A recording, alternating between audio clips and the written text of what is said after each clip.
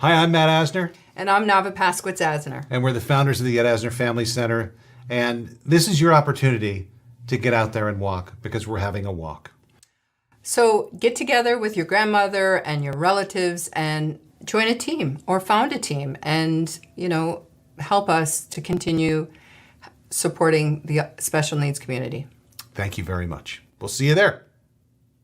Hi, I'm Isabella Hoffman. I'm Atticus Baldwin, and we're walking for the Ed Asner Family Center. Yes, we are. We are walking for the Ed Asner Family Center. We're walking for the Ed Asner Family Center. Hi! Oh, hi! We're walking for the Ed Asner Family Center. I'm with it. Let's go! Come on! Hi, I'm Ed Asner, and I want to thank you for walking for the Ed Asner Family Center.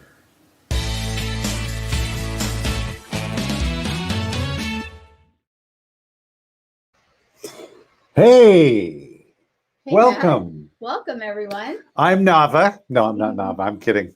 A Close. lot of you might be surprised to see me sitting here today, but I am sitting here today. Nava's on assignment. She's on special assignment, and she'll be joining us again next week. Yes. And hopefully, we'll do another breathing exercise and wellness show on lowering your anxiety and finding calm. And we hope to do that in the future. But today, we actually have a bit of a somber topic. Yes. My levity at the beginning of this show was not, but misplaced. It was That's misplaced. okay. Okay. We're still allowed to live. Well, and this all was born actually Yes. out of the unfortunate passing of Joanne Laura, who's a good friend of not just us, but the center. The center. She's a huge part of the center, a huge part of The community. the autism community. Yes. And so, So, she passed away last week. Yeah. Was it? Yeah, she passed away last week. And, everyone's dealing with their own feelings. Parents are dealing with their own feelings of grief and loss. And then some of her students, her past students, young teens, adolescents, and young adults, we're all dealing with how do we give the news that Joanne is unfortunately not with us anymore and that she's no longer going to be able to provide services. Her classes, Autism Works, we're not going to see autism her. movement therapy. Autism movement therapy, and also the Glorious Pies truck. Yeah. She was such a beautiful, bright energy. And so And all these kids that were in her programs truly cared about her. They truly cared about her, and they there's a huge hole, there's a huge loss. When anyone leaves, there's a huge loss. Mhm. But it's for someone on the spectrum, it's a little more profound because that means that you're thrust into this kind of irregular situation. So today's topic is really how do you tell your child or young adult that somebody has passed on? And not only that, what kind of languaging do you use? How do you deal with the emotions and feelings that come along with it? How do you, as an adult or a parent, deal with your own feelings and then, express that to your child or to the other students? What is Joanne's legacy? How do we continue to do that and bring about her programs to continue the programs without her? And our kids going to be asking, where's Joanne? What happened to Joanne? So this was a timely topic to just bring up for this week. And we actually have a parent that we're going to bring on later to see how she Who dealt actually was with very it. close with Joanne. She was very close with Joanne.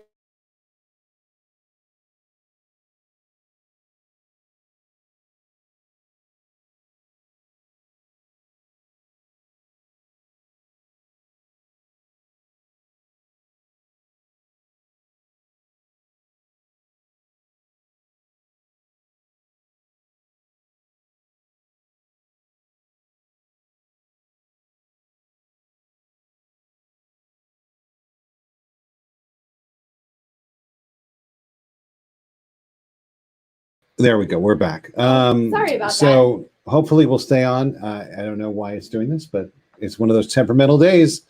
So it was interesting when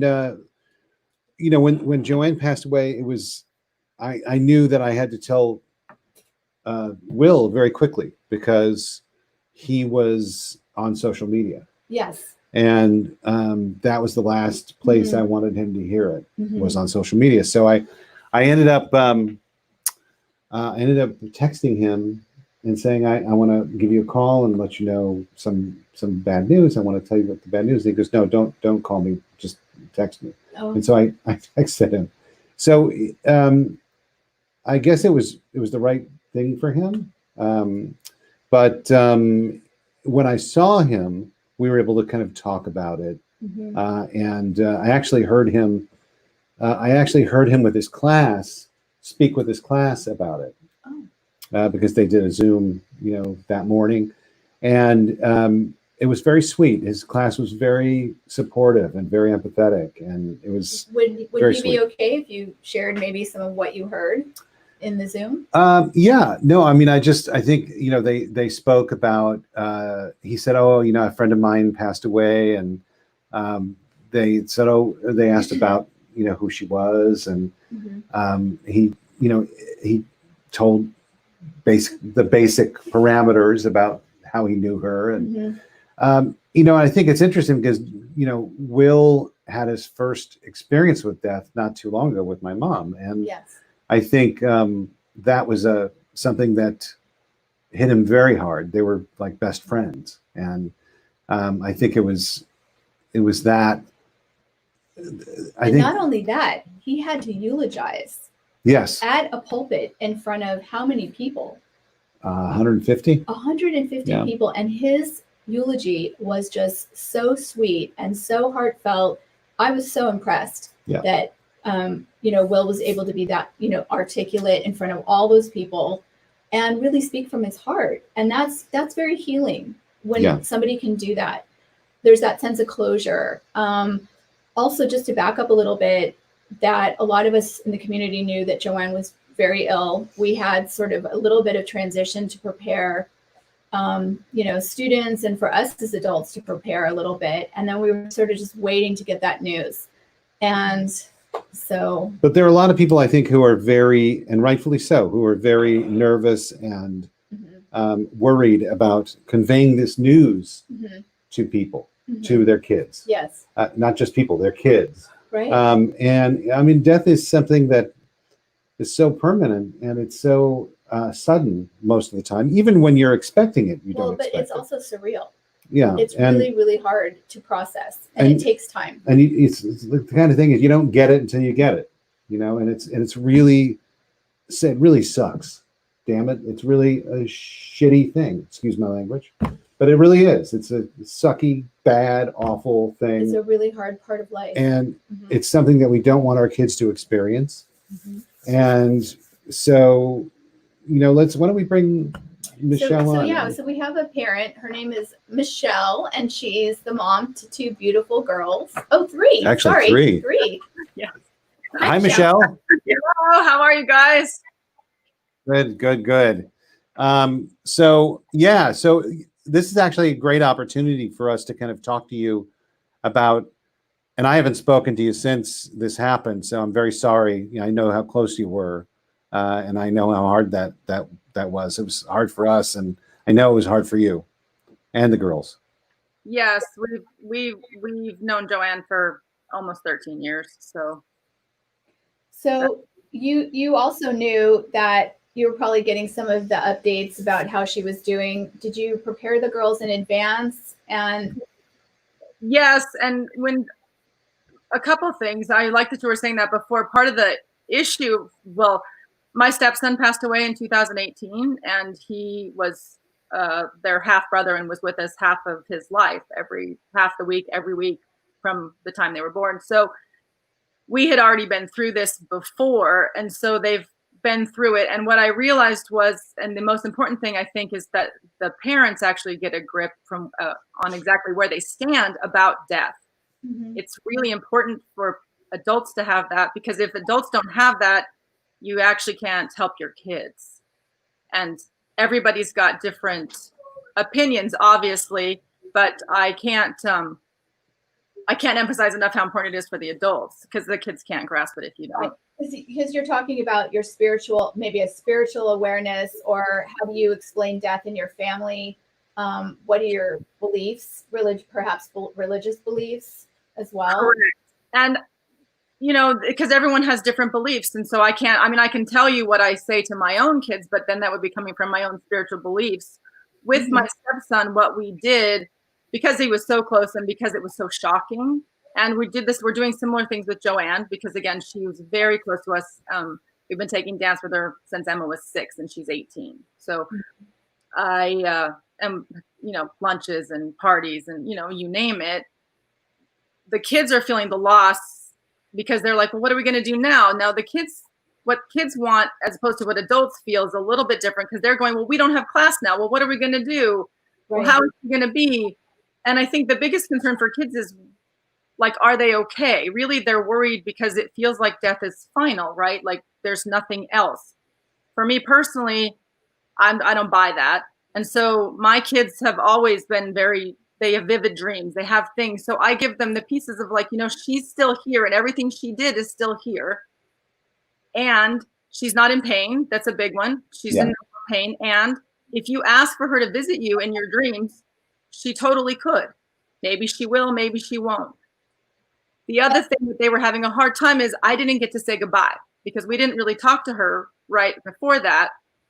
And so we're in the COVID pandemic, we're not allowed to go to the hospital. And, there was an opportunity at the last couple of days. I think maybe 1 or 2 people went, but we weren't allowed to go. And unfortunately, she wasn't at home. So there was just no way to get there. Yes. Ooh, I think you stalled. Can you hear me? I feel it paused, so I'm not sure if I'm on still. No, you're on. We can hear you. There we go. I think so the reason that I bring that up is because what we did with my stepson, because he died so suddenly. So I'm going to give this. Keep going. I'm just going to keep going. Okay. Can you hear me? Yep. Yes, you're back.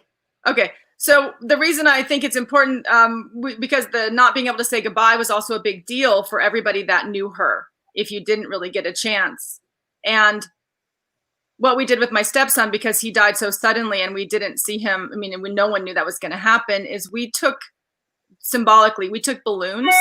We actually had everyone got a balloon, and whatever we wanted to say, you could write it on the balloon or you could talk it into the balloon. And we went to the beach with the balloons and we let them go as a symbol to him, so that message would then, therefore symbolically get straight to him, because it was going up. Now, that was just a way for the kids to have something to do that would honor what they wanted to say. That's wonderful, Michelle. That's exactly right, because I got texted from a couple parents asking me, what do I tell my child? How do I even explain it? And then once I talked about that, I said, also do something to honor the person. And whether it's, Joanne was very musical, making a playlist that Joanne might like that reminded you of her and her dance movement and her dance movement therapy, or something special like a collage, or letting a child or a young adult draw something that represents it, or planting a flower or a tree in her honor, something that could also bring along that closure. Right. And celebration. Correct. Exactly. And the other thing about explaining death is not easy, because most adults are having a hard time with that as well. Right. So I was thinking, and the visual that came to me that I think is really helpful would be to look at a butterfly and to take that visual of how it hatches, and that it's in this stasis. So it's meaning symbolically this is life, and when it's as it comes out and flies, right, you don't necessarily see the butterfly again, meaning her spirit flew, right? Her spirit is not in her body, like the butterfly is no longer in that being, right? But it flies and it's free, and even though you can't see it, that doesn't mean it's not okay or that it's not somewhere else. You know what I'm saying? That there's a Formation or a metamorphosis. correct, because sometimes kids have a hard time processing what that would be, but but seeing that is very visual, and a lot of kids need that visual thing. Well, and I think with death comes so many feelings. I mean, and it's a roller coaster of feelings, and every day it's something different, especially with someone close. And I think For sure. I think the most important thing for anyone is the security to feel however you want to feel, to be able to be upset and angry and you know, Exactly. just however you want to feel. It's okay. Everything's okay. And allowing, you know, a lot of parents I know are like, well, I'm going to cry in my room because I don't want my kids to see me that upset. And I think that's a big mistake, because I think it's really important that your kids see that you're also having an issue, and to make emotions part of life. Yeah. Exactly. Because one of the parents that texted me said, I need to I need to get myself together first. I can't even begin to tell my child. She was afraid that her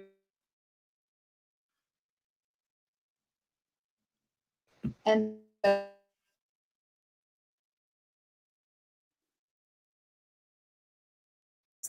but it's like Matt said, we're all on social media, we're all on Facebook, and you know, in our community, boom, we know stuff that happens right away. And I think that's happened with Max, another friend of the center. He started posting right away.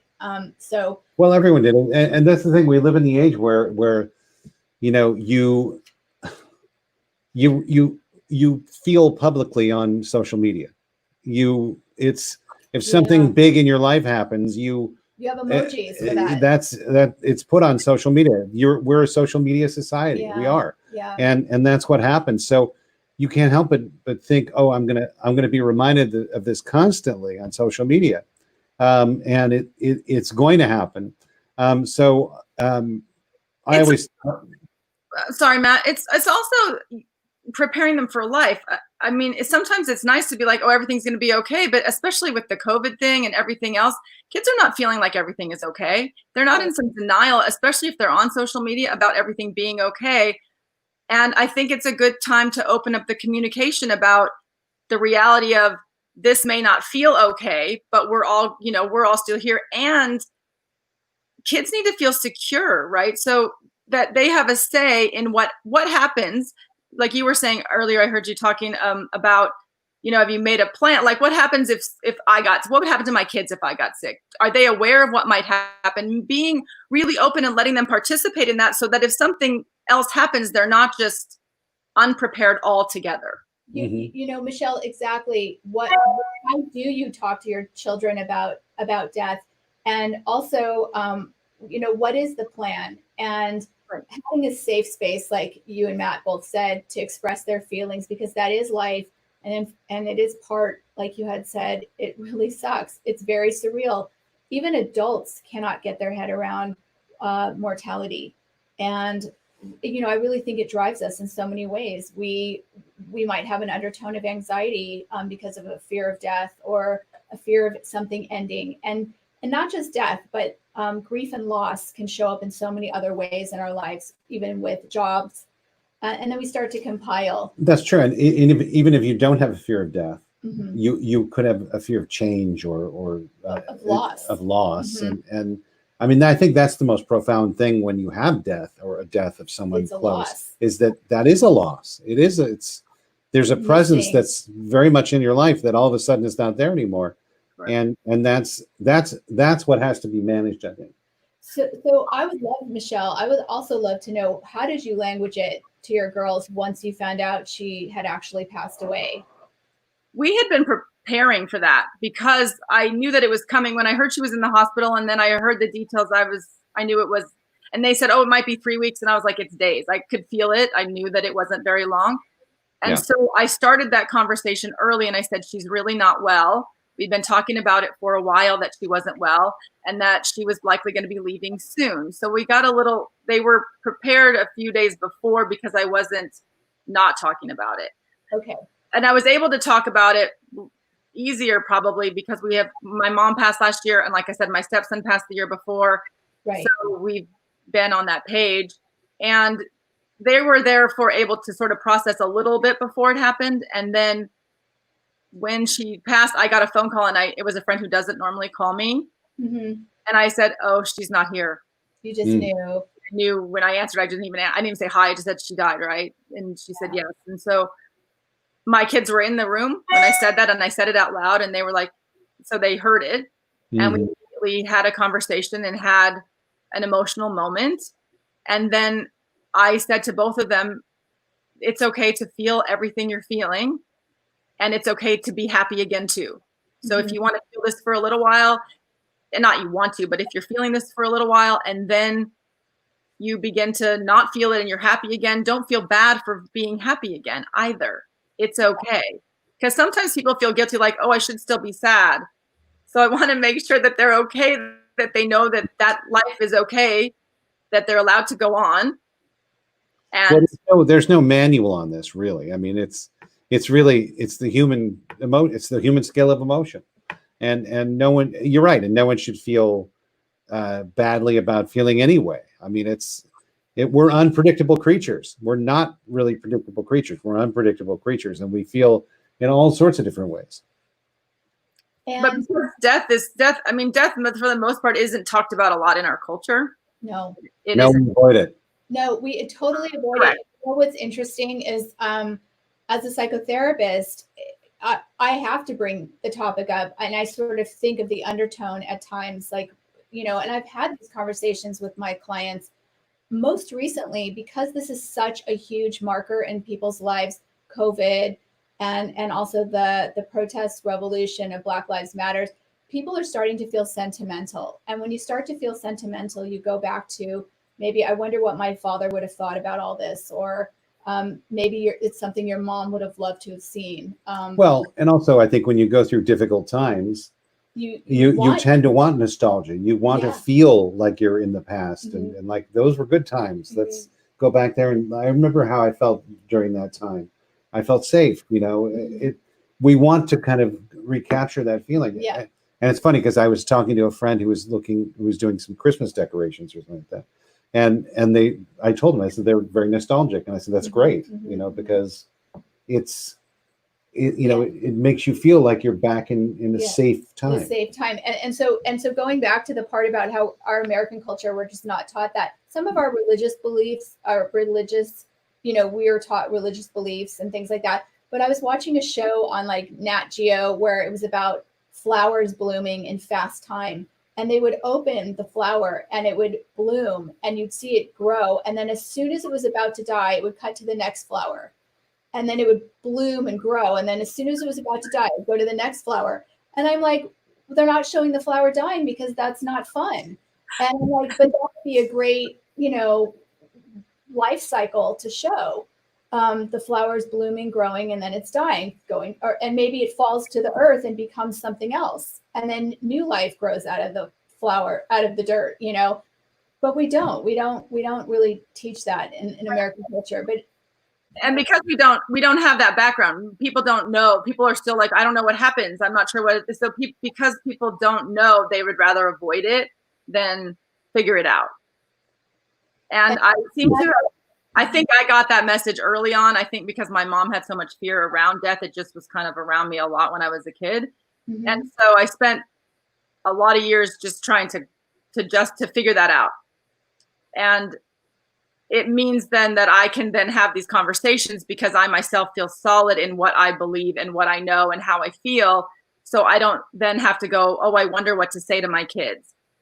It's a really great time for all the adults to sort of get in line with how they feel and what they understand and what they know at this point in time so that they can then share that. And if they don't know much, it's okay. But to then say to their kids, I don't know this either, but we will get through this together, or, you know, however that works. But it is a great time for growth in that way. It's a good thing to do because it then gives you more security in your life. But you know, too, and in describing what's happened in terms of death, it's also suggested to use the actual language, not that they they've disappeared or they've passed away, but you can also say their body stopped working. But you're also going to have to answer why, the why questions as well. Like when your mom was passing away, did the kids ask why is this happening? Did you say No, but I did. of course. No, I mean, yeah, I of course they did. I mean, I think all the kids dealt fairly well with that. I think they all understood, and they all, every one of them really kind of understood and was very sympathetic and very, it was kind of like Joanne. We had a little ramp up to she's been sick for a long time, right. and we were able to kind of, I would say a month before, kind of start moving towards the inevitability of her leaving in a short period of time. So I think it was a transitionary, like over the last month. I think it was preparing people. It was inevitable. It became inevitable. One of the beautiful things too, though, at the center is that you were able to honor your mother with the art and the art program. And, and I think you and your siblings did something special to kind of have some closure together. And what you were saying before, finding ways to pay tribute to these people that are no longer here is a way that we can help remember them and celebrate them. I love the word celebration of life now. It's becoming so much more present than a funeral, but because we do need to celebrate people as they leave their legacy here. What is it that we really want to honor? And they just sent out a thing. They are going to have a memorial on. There's going to be a whole one. They just sent out information about that. So I think it's also important to make sure that the kids get the chance to be there if they want to be there. 100%. It'll be a virtual thing. Correct. Yeah. For sure. And it's okay. Go ahead, Matt. I didn't mean to interrupt you. No, I think Max Tuber just commented that it's sad. It was sad of Joanne's passing. I remember taking dance classes with her, and that's how a lot of people are feeling. It's sad, and that's what kids are feeling, especially because they were like, well, what are we going to do now? We don't get to be there anymore. And for me, it's like, well, that's exactly true. We aren't going to be able to be there more. And she would want us to keep dancing. So we will find somebody, or she will, I always say this because it's just the way I think, she will show us somebody else. They will step in, they will be there, and it will be perfect. And we will meet somebody new. Exactly. And some hard dance shoes to fill. She was just such a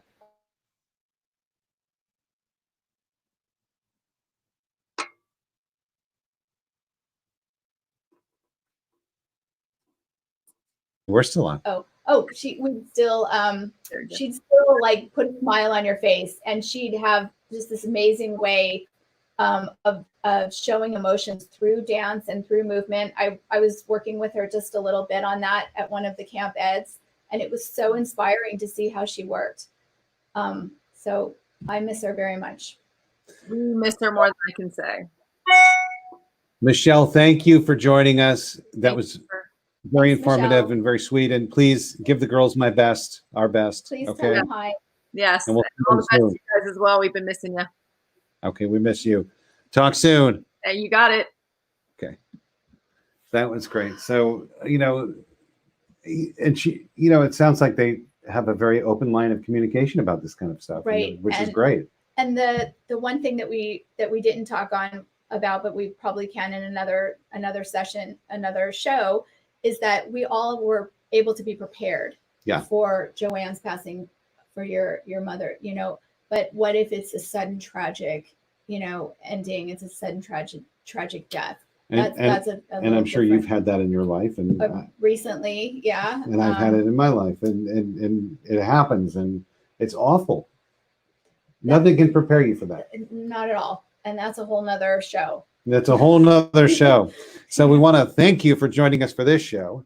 Yes, thank you so much for tuning in and allowing us to introduce this topic. And it's not always fun Tuesdays around here, but necessary to open this topic up, and hopefully people might have learned a few things. Well, hold on a sec, because there's a very important Oh, little question there from Max, and yeah, I'm not going to say what it is, Max, I don't but even know where the question. right there.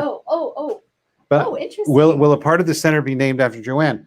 I think we are planning on something, and We'll see. we'll have to just, you'll have to be patient with us, and we are planning on something though. So she will definitely have a presence in our center. Okay. Yes.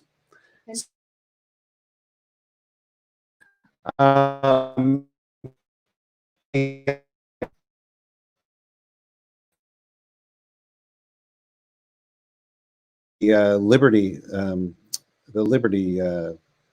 piece. Oh.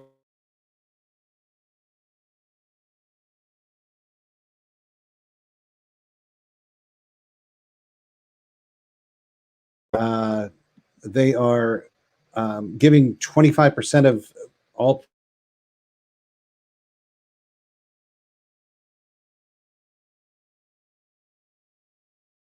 Go with Liberty Mutual or Also, Liberty I want to Insurance. tell everybody that if you know somebody that really needs some help and some support and would like some therapy, we have availability. And please.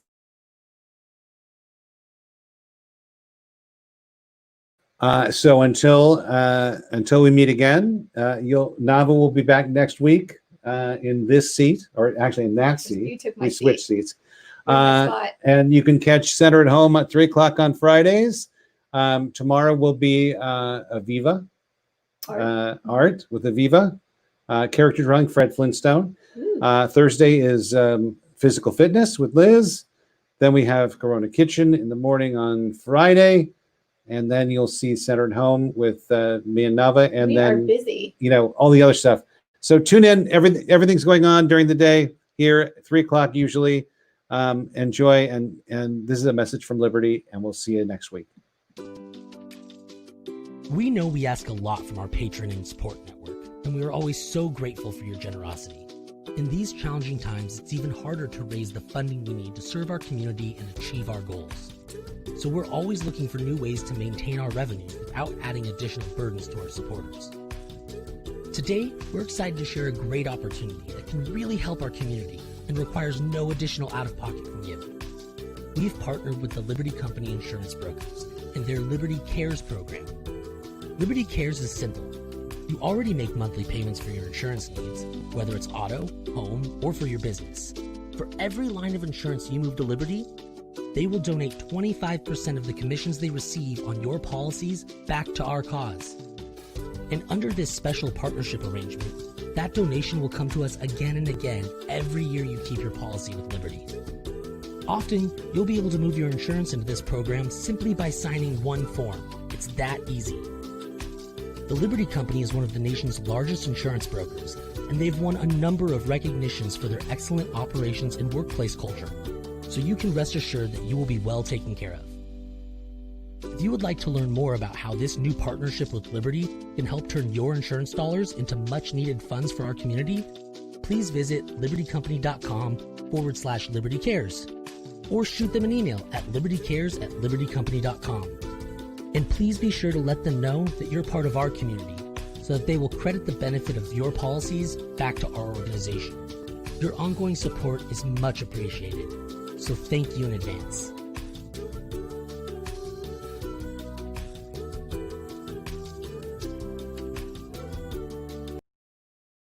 But the 1919 was the same thing, But they didn't have social media,